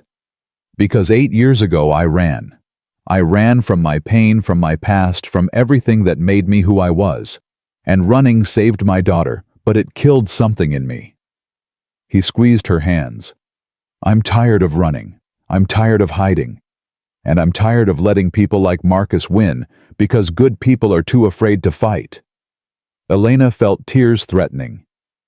James, you saw me when I was invisible. You believed in me when I'd given up on myself. Let me believe in you now. Elena pulled him into a hug, held on tight. Okay, she whispered. Let's fight. The counterattack began that afternoon. Elena called Mrs. Patterson first. I need you to look at these documents. Elena emailed the files she'd been gathering for 3 years, evidence of Marcus's manipulation, his backroom deals, his lies. Everything Marcus said at that press conference was a lie, and I can prove it. Mrs. Patterson was silent as she reviewed the files. This is extensive. I've been preparing for this for years. I knew Marcus would come after me eventually. Why didn't you share this before? Because I hoped I wouldn't have to. Because I thought if I kept my head down and worked hard, he'd eventually move on. Elena's voice hardened. I was wrong. Marcus doesn't move on. He destroys. These financial records show that Marcus has been embezzling from the company for years. The irregularities he's accusing me of, they're his. He's projecting his crimes onto me. Mrs. Patterson was quiet for a long moment. If this is true, it's true. Have your forensic accountants verify it. Every penny. I will. And Elena. Yes. I'm sorry I doubted you. Elena felt something loosen in her chest. Don't apologize yet. We still have to win. James called his own reinforcements. His old agent, David Chen, had been trying to find him for 8 years.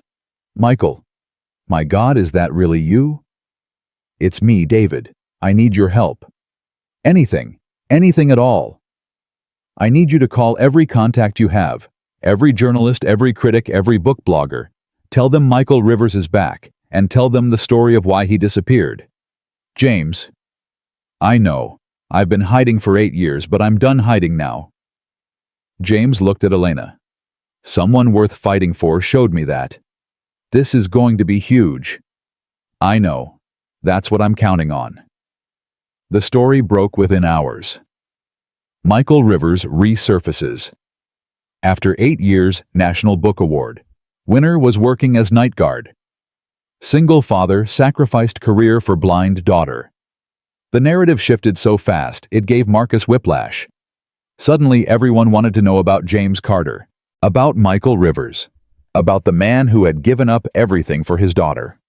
And Elena Vasquez, far from being a villain, was the hero who had discovered him. Marcus tried to regain control. This changes nothing, he insisted to reporters.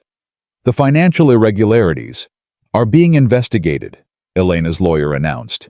And preliminary findings suggest the irregularities originated not from Elena Vasquez, but from Marcus Webb himself during his tenure with the company. Marcus's face went pale. That's a lie. Is it? We have documents. We have records. We have 3 years of evidence showing exactly where the money went. The reporters turned on Marcus like wolves. Mr. Webb, did you embezzle from Vasquez Publishing? Mr. Webb, were you the source of the leaked photos? Mr. Webb, is this entire campaign a cover-up for your own crimes? Marcus fled the podium, but the damage was done. Elena watched the footage from her office, James beside her. We did it, she breathed. We actually did it. Not quite. James's face was serious. Marcus isn't going to give up this easily. What else can he do? The truth is out. He can get desperate. Desperate people do dangerous things. As if on cue, Elena's phone rang. It was Marcus. You think you've won, he hissed. You think this is over. Marcus. I built that company. I made you who you are, and you destroyed me. You destroyed yourself. I just provided the evidence. This isn't over, Elena. Not by a long shot. The line went dead. James looked at her. What did he say? He's not giving up. What's he going to do? Elena's phone buzzed with a text from Sophie. Marcus just filed a lawsuit. He's claiming you stole the company from him in the divorce. Elena closed her eyes. He's going to drag this out. Make it public. Make it ugly. Then we'll fight in court too. James, you don't have to be part of this. Yes, I do. James took her hands. I told you, I'm done running. This could take months, years. Then it takes months, years, however long it takes. Elena looked at this man who had come into her life like a storm and somehow become her anchor. Why? She asked. Why do you care so much? James was quiet for a moment.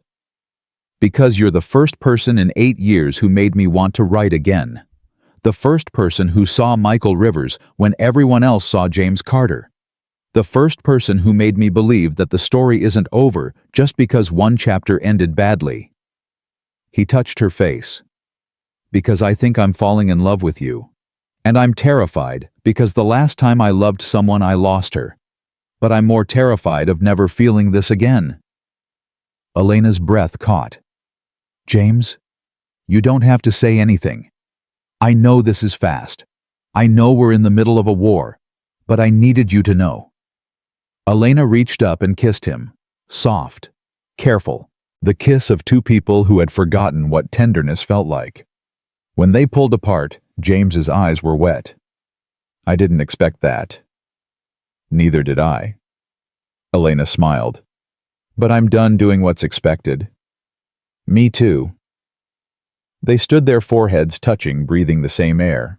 Then Mia's voice came from Elena's phone. She'd been on speakerphone with James's apartment. Did you just kiss her, Daddy? James laughed. Mia, were you listening the whole time? I always listen. That's what ears are for. Mia's voice was gleeful. Does this mean Elena's going to be my mom? Mia, I'm just asking, because if she is, I want to know. I've been practicing calling her mom in my head. Elena felt tears streaming down her face. Oh, Mia. Is that a yes? Because if it is, I want to tell my dragon.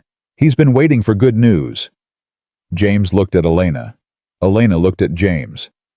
It's not a yes yet, James said carefully. But it's not a no either. It's a, we'll see.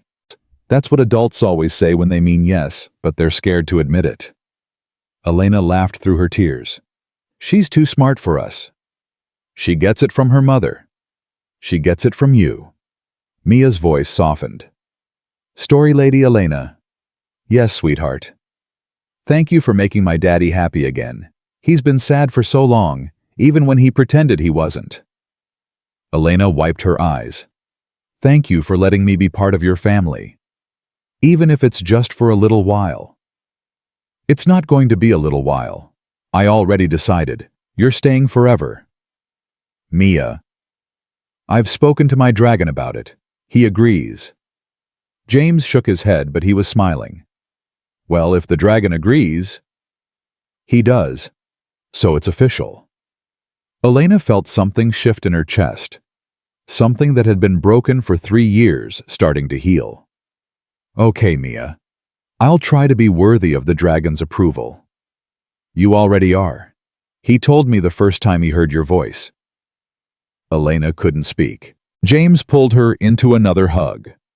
Welcome to the family, he whispered. Such as it is. It's perfect. It's absolutely perfect. The lawsuit dragged on for 3 months. Marcus threw everything he had at Elena. Depositions, discovery requests, public accusations. But the truth was on Elena's side. Document after document confirmed what she'd known all along. Marcus had been stealing from the company, manipulating the books, setting up shell accounts to hide his tracks. When he'd accused Elena of financial crimes, he'd been projecting his own guilt onto her. The forensic accountants found over $2 million in embezzled funds. The board found evidence of Marcus paying bribes to influence their decisions. The police found records of Marcus hiring private investigators to stalk Elena. By the end of the third month, Marcus was facing criminal charges. The final court date was set for a Wednesday morning. Elena woke up that day feeling something she hadn't felt in years: peace. She dressed carefully, called James to confirm he'd be there, called Sophie to make sure all the documents were ready. Then she went to face her past one final time. The courtroom was packed. Reporters, board members, industry professionals who wanted to see how the story ended. And in the front row, James and Mia. Mia was holding her stuffed dragon. She couldn't see the proceedings, but she'd insisted on coming. "I want to hear the dragon win," she'd said. Marcus sat at the defendant's table, looking smaller than Elena had ever seen him. 3 years ago, he'd been the one with all the power, the one who'd made her feel worthless, the one who'd convinced her she was nothing without him. Now he was facing 20 years in prison. The judge called the court to order. Evidence was presented. Witnesses testified. The prosecution laid out their case in devastating detail. And then it was Elena's turn. She took the stand. Marcus's lawyer approached her. "Ms. Vasquez, isn't it true that you initiated the divorce?" "Yes." "And isn't it true that you kept the company in the divorce settlement?" "The company was mine. I built it. With Mr. Webb's help. With his presence in the building, not the same thing." "Isn't it true that you've been pursuing a personal relationship with an employee, that you've been using company resources?" Objection. Elena's lawyer stood. Relevance. The defendant's personal grievances are not on trial here. Sustained. Move on, counselor. Marcus's lawyer tried different angles, different attacks, but Elena was prepared for all of them. She answered every question calmly, clearly, truthfully. And when it was over, she stepped down from the stand and walked past Marcus without looking at him. The jury deliberated for less than 2 hours. Guilty, on all counts. Elena felt nothing as the verdict was read. No triumph, no satisfaction, just relief that it was finally over. Marcus was led away in handcuffs. He looked at Elena as he passed, his eyes full of hatred. "This isn't over," he hissed. "Yes, it is," Elena said quietly. "It's been over for 3 years. You just didn't know it." Outside the courthouse, James was waiting. He pulled her into his arms and held her while she finally let herself cry. "It's done," she whispered. "It's finally done. You were incredible. I was terrified." Being terrified and doing it anyway is the definition of brave. Mia tugged on Elena's sleeve. "Story lady, did the dragon win?" Elena knelt down and hugged the little girl. "The dragon won, sweetheart. The bad guy is going away forever." "Good. I told my dragon it would happen. He said the good guys always win if they're brave enough. Your dragon is very wise. He learned it from Daddy's stories." Elena looked up at James. "Your stories have a lot of dragons." Dragons are important. They're misunderstood creatures who turn out to be heroes. James smiled. Kind of like writers who pretend to be security guards. Or CEOs who pretend they don't need anyone. Exactly. They walked away from the courthouse together. A family. Imperfect and unlikely and absolutely right. Mrs. Patterson met them in the lobby of Elena's building. "The board met this morning, before the verdict." Elena tensed. "And we voted unanimously to reinstate you as CEO with full authority, and to officially welcome Michael Rivers to Vasquez Publishing." "That's..." Elena's voice caught. "Thank you. Thank you. For fighting when it would have been easier to give up." Mrs. Patterson looked at James. "And thank you, Mr. Rivers. Or should I say, Mr. Carter. James is fine." "James, then. Your manuscript, the pages you gave us." Mrs. Patterson shook her head. "I've been in publishing for 30 years. I've never read anything like it." Is that good or bad? It's extraordinary. The board would like to offer you a 3-book deal. Whatever terms you want. James looked at Elena.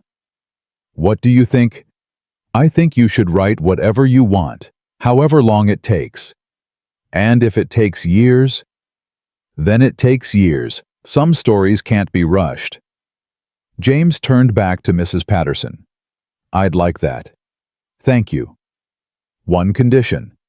What? Finish the dragon story, the one you tell Mia. The world needs to read it. James smiled. I think that can be arranged. That night, Elena went to James's apartment for dinner. Mia had insisted on helping cook, which meant James did most of the work, while Mia offered commentary, and Elena tried not to burn water. Story lady, you're not very good at cooking. I know, sweetheart. I've been living on takeout for 3 years. That's sad. Daddy says food is love you can taste. Then my love tastes like Thai delivery. James laughed. There's nothing wrong with Thai delivery. Daddy orders it when he's too tired to cook, which is a lot. I'm a single father with a demanding job. Cut me some slack. But now Elena can help. She can order the Thai food while you cook the real food. Elena grinned. I think I can handle that. They ate together at James's tiny kitchen table.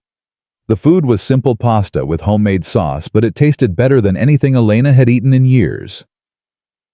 This is delicious, she said. Secret family recipe. Sarah taught me. Elena saw a flicker of pain cross his face. Tell me about her, if you want to. James was quiet for a moment. She was everything. Gentle but fierce. Quiet but passionate. She saw the best in everyone, even when they didn't deserve it. Like you. Especially me. I was a mess when we met. Arrogant, insecure, convinced I was destined for greatness, but terrified I'd never achieve it. What changed? She did. She believed in me before I believed in myself. She made me want to be the person she thought I was. Mia chimed in. Mommy used to sing to me, before I was born. She said my ears were already listening. She was right, James said softly. You heard everything. I still hear her sometimes, in my dreams. She tells me stories about the stars. Elena felt tears threatening again. What kind of stories? She says the stars are all the people we've loved who went to heaven, and they shine down on us to let us know they're still watching. Elena looked at James. He was crying openly now. That's beautiful, Mia.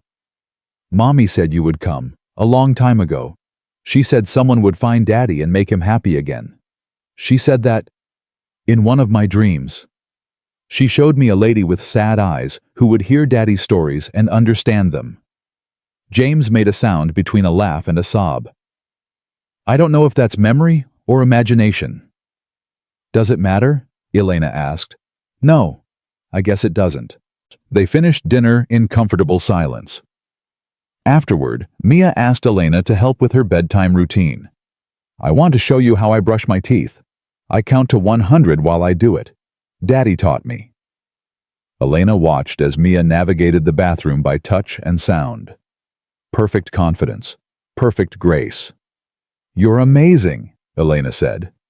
You know that Daddy tells me every day. He's right. Mia put her toothbrush away and reached for Elena's hand. Will you read me a story tonight instead of Daddy? Elena looked at James, who was leaning in the doorway. Are you sure I'm not as good as your daddy? I know, but I want to hear what you sound like when you tell stories.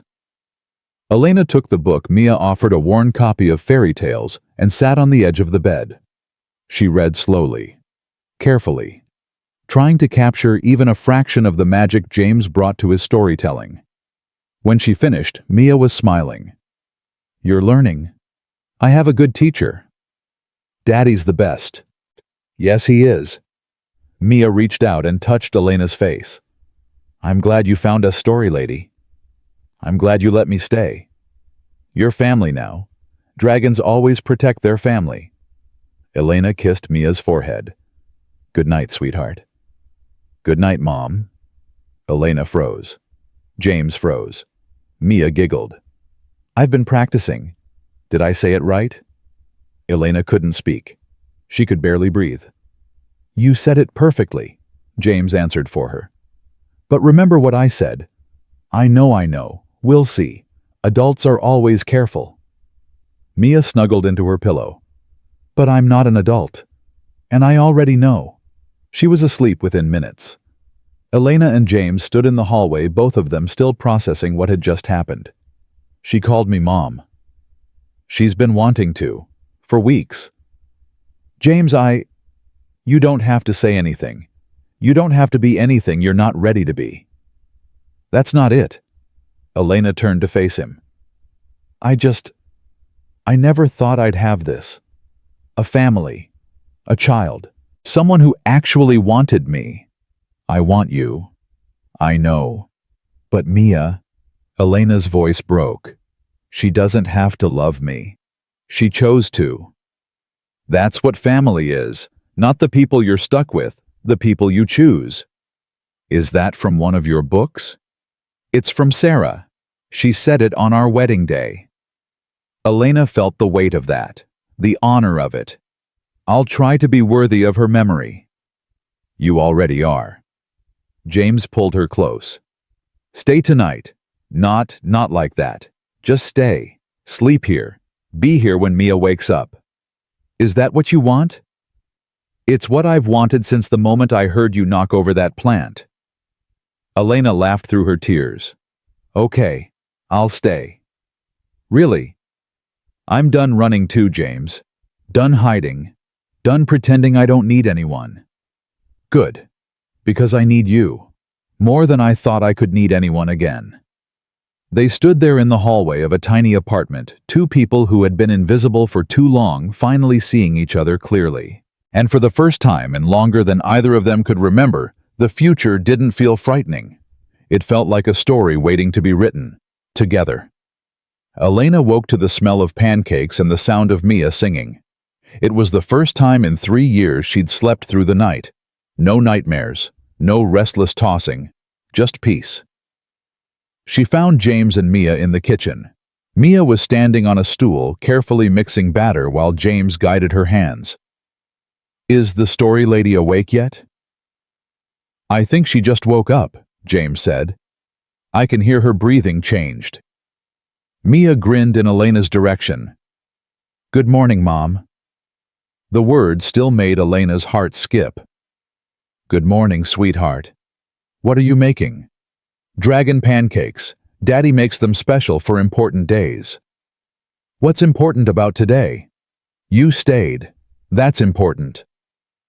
Elena walked over and kissed the top of Mia's head. I guess it is. James handed her a cup of coffee. Their fingers brushed. Neither of them pulled away.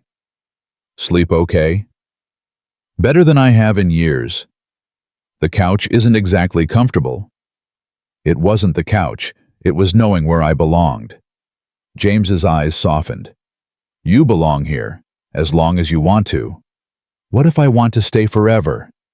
Mia clapped her hands. Yes, forever. That's what I told my dragon. James laughed. I think we've been outvoted. Elena smiled. I think I'm okay with that. The next 6 months were a whirlwind. James finished his manuscript. The dragon story, the one he'd been telling Mia for 9 years, became a full novel, then a trilogy, then something even bigger. The Blind Princess and the Invisible Dragon. Elena read the first draft in one sitting. She didn't leave her chair for 6 hours. When she finished, she was sobbing. James, this is too much, I know. I wasn't sure about the ending. Maybe the dragon shouldn't. It's perfect. It's absolutely perfect. James looked at her with uncertainty in his eyes. You really think so? I've read thousands of books. I've discovered dozens of best-selling authors. And I'm telling you, this is the best thing I've ever read. Better than The Last Light. Different, but yes, better. James sat down heavily. I didn't think I could do it again. After Sarah died, I thought that part of me died too. It didn't die. It was just sleeping. Elena took his hands. You woke it up, for Mia, and now you're sharing it with the world. I'm terrified. Of what? That people won't understand. That they'll think it's too sentimental. That critics will tear it apart. Critics don't matter. Readers matter. And readers are going to love this. How do you know? Because I'm a reader, and I love it. James pulled her into a hug. Thank you. For believing in me when I couldn't believe in myself. Thank you for letting me. The book launched to immediate success. Within a week, The Blind Princess and the Invisible Dragon was on every bestseller list. Critics who had dismissed Michael Rivers as a one-hit wonder were suddenly calling him a genius. A triumphant return, the New York Times declared. The most important fantasy novel of the decade, Publishers Weekly announced. A story that will change how you see the invisible people in your life, wrote a prominent blogger. But the reviews that mattered most weren't from critics. They were from readers. Parents of blind children wrote to thank James for representing their kids with dignity and power. Single fathers wrote to say they'd never seen themselves in a hero before. People who felt invisible wrote to say that for the first time someone had seen them. James read every letter, every email, every comment, and he cried. I didn't write this for strangers, he told Elena one night. I wrote it for Mia. That's why it works. Because it's true. Because it came from love. What if I can't do it again? What if this was a fluke? Then it was a beautiful fluke, but I don't think it was. Why not? Because the story isn't done. There are 2 more books, 2 more chances to prove that Michael Rivers wasn't a fluke, that he was just waiting for the right moment to return. James looked at her. You make me want to be the person you think I am. You already are that person. You just forgot. Then remind me, every day, until I believe it. I plan to. The book tour was Mia's idea. Daddy should go meet his readers. They want to hear his stories in person. Tours are exhausting, Starlight. I'd be away from you for weeks. Then I'll come with you. James looked at Elena. What do you think? I think it's a family trip. Family trip. All 3 of us. You, me, and Mia. We'll visit cities together. You'll read to audiences. Mia will charm everyone she meets. And You'll what? Elena smiled. I'll watch the man I love do what he was born to do. The tour lasted 6 weeks. 23 cities. 47 bookstores. Thousands of readers who lined up for hours to meet Michael Rivers. But the real moments happened after the events. In San Francisco, a blind teenage girl asked Mia how she learned to be so brave. I'm not brave, Mia said. I'm just me. Daddy says being yourself is the bravest thing anyone can do. The girl started crying. I'm afraid to be myself. People always treat me different because I can't see. Mia found her hand. Different isn't bad. Different is special. My dragon taught me that. In Chicago, a single father brought his autistic son to meet James. Your book made me realize I'm not alone, the man said. I thought I was the only one who gave up everything for his kid. You didn't give up, James said. You chose. There's a difference. Is there? Giving up means losing something. Choosing means gaining something else. You gained your son. That's not a loss, that's a victory. The man broke down in tears. James hugged him like a brother. In New York, on the final stop of the tour, something unexpected happened. Elena was watching from backstage as James read to a packed auditorium. Mia was beside her listening with her magic ears. There are a lot of people here, Mia whispered. I can feel them breathing. Over 1,000. They all came for Daddy. They came for his stories. But yes, they came for Daddy. Mia squeezed Elena's hand. Mom, can I ask you something? Anything, sweetheart? Are you going to marry Daddy? Elena's heart stopped. What made you ask that? Because when you're together, Both your hearts beat different, calmer, like they're talking to each other. You can hear that. I hear everything, remember? Elena knelt down to Mia's level. If Daddy asked me to marry him, I would say yes, but that's his decision to make.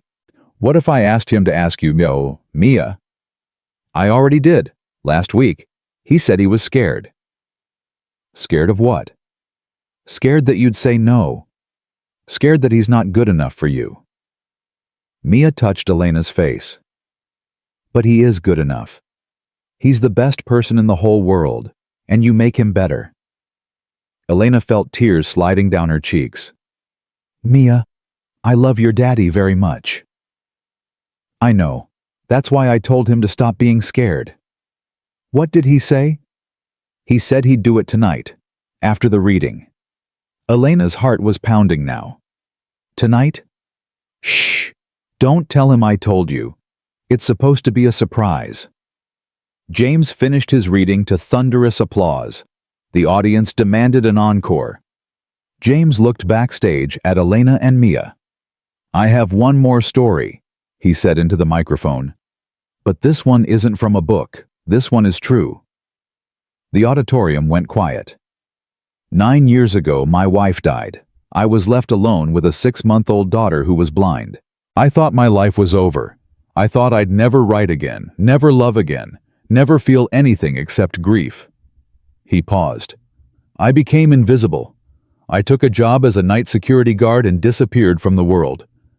For 8 years I told myself I was fine. I had my daughter. I had my routine. I didn't need anything else. His voice cracked. And then one night a woman heard me reading stories to my daughter. She was walking past. She'd walked past me 1,000 times before, but that night she stopped. She listened. She saw me. James looked directly at Elena. Her name is Elena Vasquez, and she changed my life. The audience turned to look at Elena. She wanted to disappear into the floor, but she couldn't look away from James.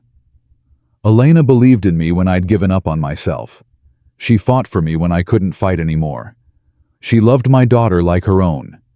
And somewhere along the way, she made me remember what it feels like to be alive. James stepped down from the stage and walked toward the backstage area. Elena met him halfway. The audience was watching. Cameras were flashing.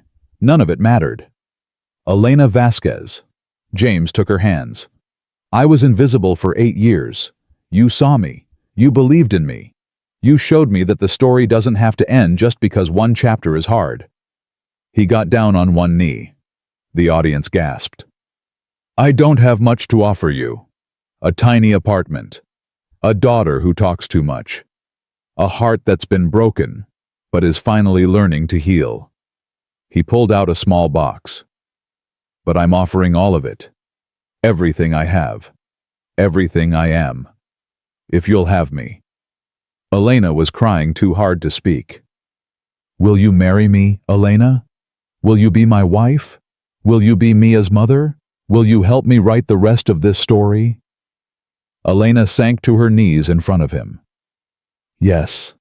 1,000 times yes. James slid the ring onto her finger.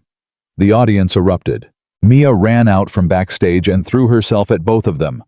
I knew it! I knew it! My dragon was right. They held each other while 1,000 strangers cheered. And for the first time in her life, Elena understood what it meant to be truly seen. Not for her company, not for her money, not for anything she'd accomplished. Just for herself. Just for being Elena. The wedding was small and perfect. They held it in James's apartment, the same tiny space where they'd first shared dinner as a family. Only their closest friends attended.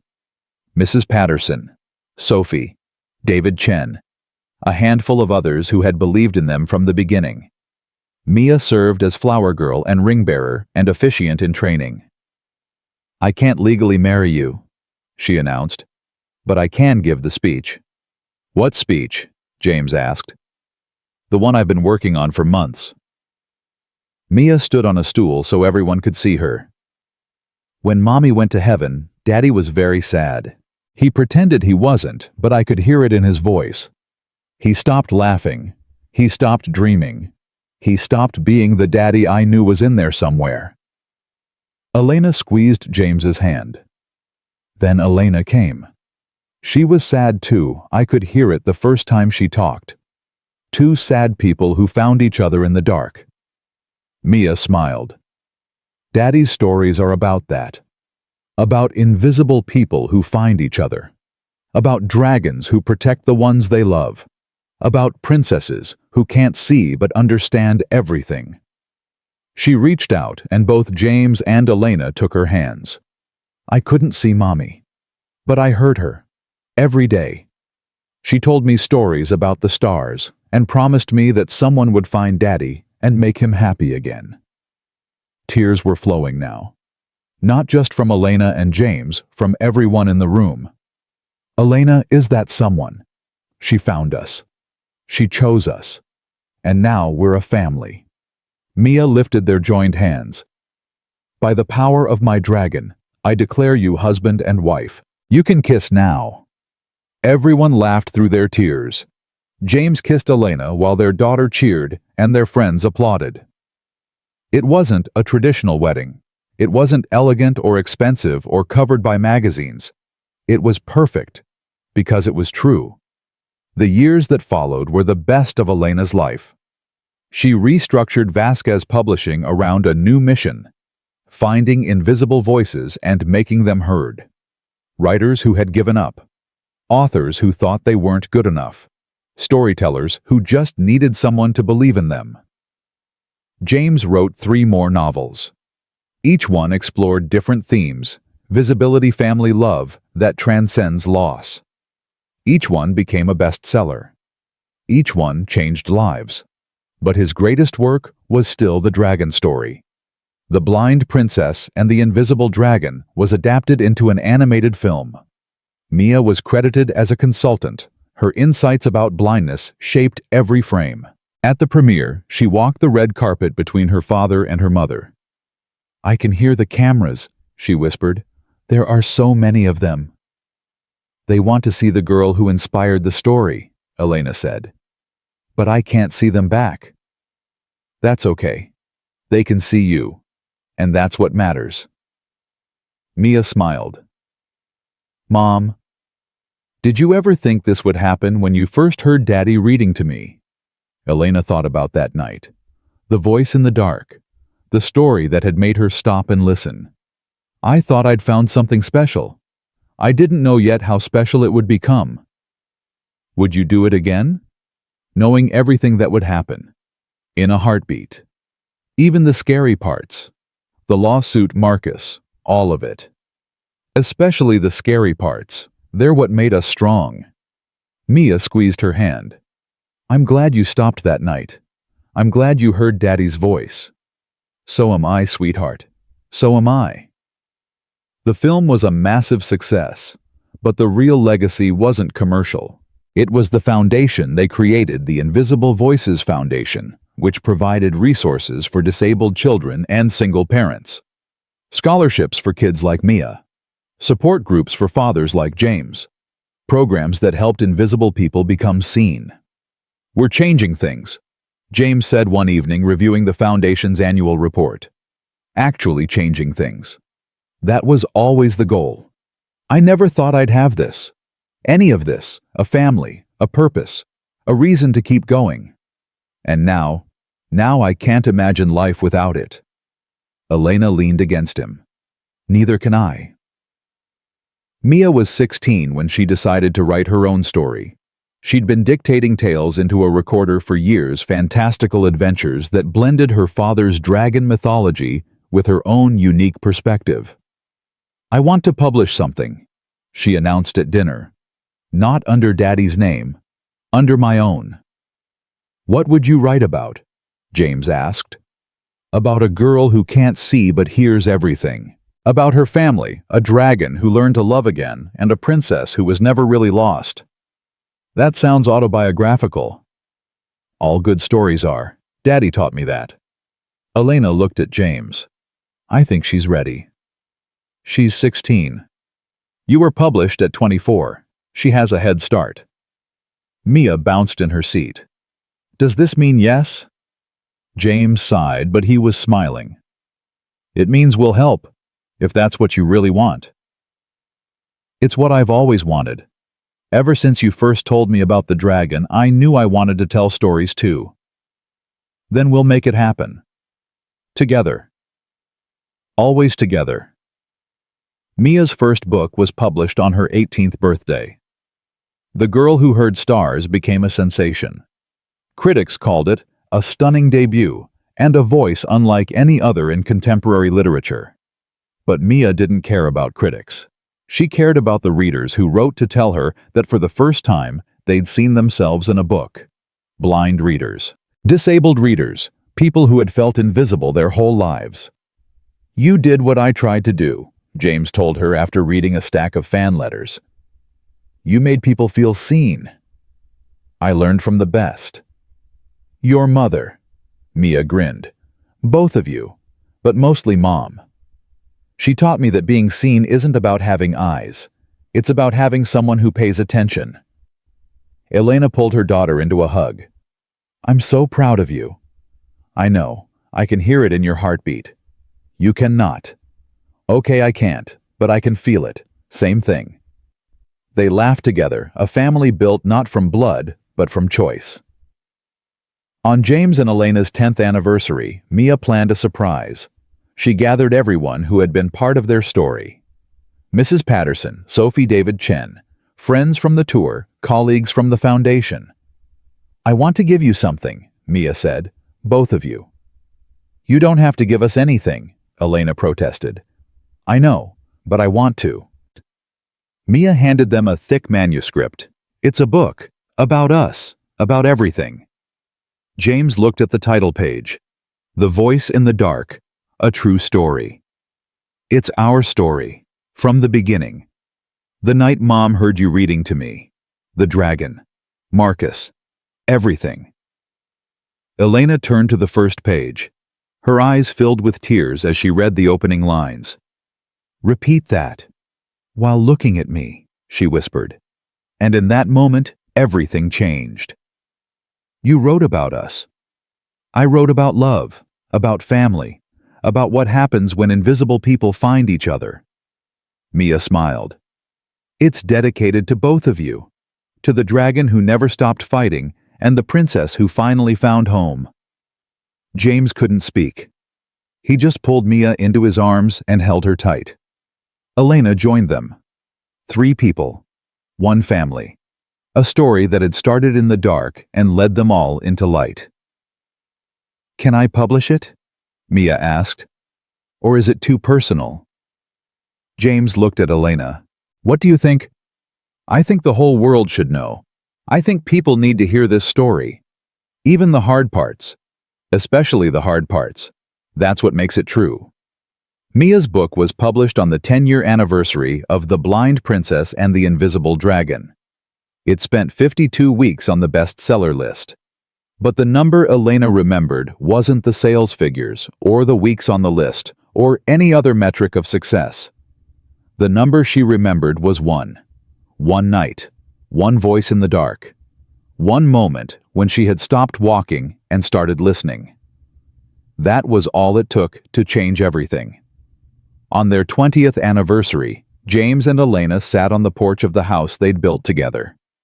It was bigger than James's old apartment, big enough for Mia's visits for holiday gatherings for the family they'd created, but it still felt intimate, still felt like home. Do you remember that night? James asked. The first night you heard me reading to Mia. Every detail. What made you stop? You'd walked past me 1,000 times before. Elena thought about it. Your voice. There was something in it I'd never heard before. Pain and hope and love all mixed together. And that made you stop. That made me listen. And listening made me see. James took her hand. Thank you. For what? For everything. For seeing me when I was invisible. For believing in me when I'd given up. For loving Mia like she was your own. She is my own. I know. But she wasn't always. You chose her. You chose us. It was the easiest choice I ever made. James leaned over and kissed her.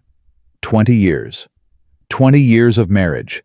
20 years of building something neither of them had expected. Do you ever think about what would have happened if you hadn't stopped? James asked. Sometimes. And I can't imagine it.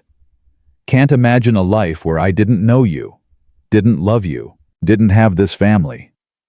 Neither can I. They sat in comfortable silence, watching the sunset paint the sky in shades of gold and pink. James? Yes. Tell me a story. James smiled. Once upon a time there was a dragon who thought he was invisible. He had hidden himself away in the darkest corner of the kingdom, convinced that no one would ever see him again. What happened to him? One night a princess heard his voice. She was wandering through the darkness, lost and alone, when she heard him telling stories to the stars. Did she stop? She stopped. She listened. And when she asked him to repeat his words, he looked at her. Really looked at her and realized he wasn't invisible anymore. What happened next? They built a life together, raised a daughter, wrote books and started foundations and changed the world in small ways and large. Does the story have an ending? James squeezed her hand. No, the best stories never end. They just keep growing chapter after chapter, generation after generation. I like that ending. It's not an ending, it's a continuation. Elena leaned her head on his shoulder. Then let's keep writing. James wrapped his arm around her. Forever. Promise. I promise. And that was enough. Not because they had reached some perfect destination, not because all their problems were solved or all their fears were conquered, but because they had found each other, seen each other, chosen each other, and they would keep choosing every day for the rest of their lives, because that's what love really is. Not a destination, a journey, not a single moment of recognition, a lifetime of seeing and being seen. Elena Vasquez had built empires and survived wars and fought battles that would have broken lesser people. But her greatest achievement was simpler than any of that. She had stopped. She had listened. She had looked at an invisible man and said, "Repeat that," while looking at me. And in doing so, she had found everything she never knew she needed. A family, a home, a love story written in the dark, read aloud to anyone who would listen, and passed down through generations like the most precious gift of all. The gift of being truly, completely, finally seen. The end.